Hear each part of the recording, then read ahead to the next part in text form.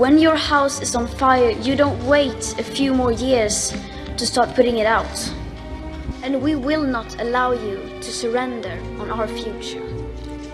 Thank you. Nul ne sait dire ce qui adviendra dans les mois, les années qui viennent. Ce que je veux, c'est que nous soyons prêts.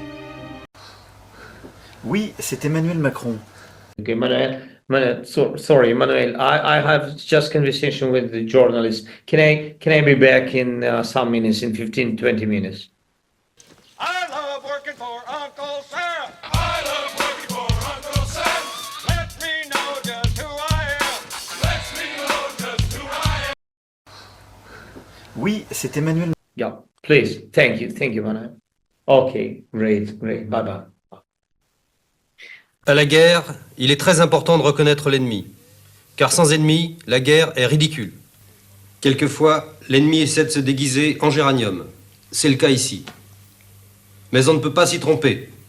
Tandis que le géranium est à nos fenêtres, l'ennemi est à nos portes. Je suis fait.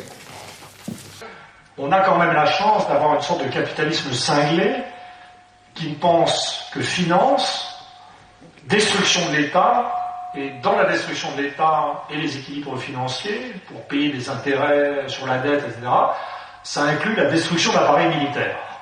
Comment à un moment donné les Françaises et les Français peuvent, de manière citoyenne, civique, se dire « j'ai de l'argent de côté, mais moi j'ai envie à un moment donné de participer à l'aventure souveraineté et à la sécurité du pays ». Au ministère, on n'a jamais reçu autant de courriers de nos compatriotes en disant « comment on peut aider ?» Donc en fait, on a un système qui marche à la guerre en détruisant son armée. C'est assez fort quand même. Hein. Heureusement que les Russes ne sont que 145 millions. Hein. Ce que je sais, c'est que grâce à cette culture de l'engagement, à la force de nos armées, Marche sur la route. Marche tout joyeux. Sois fier, soldat. Sois fier de toi. ensemble, nous saurons faire face. Garde-vous! En principe, l'effort de guerre a toujours pour but de conserver la société au bord de la famine. La guerre est menée par l'oligarchie contre ses propres sujets.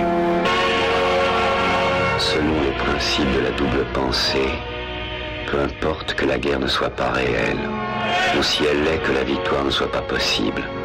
La guerre ne vise pas la victoire, elle vise à être continuelle. L'acte essentiel de la guerre moderne est la destruction du produit du travail humain. Une société hiérarchisée n'est possible que si elle s'appuie sur la pauvreté et l'ignorance. Étonnant, non ?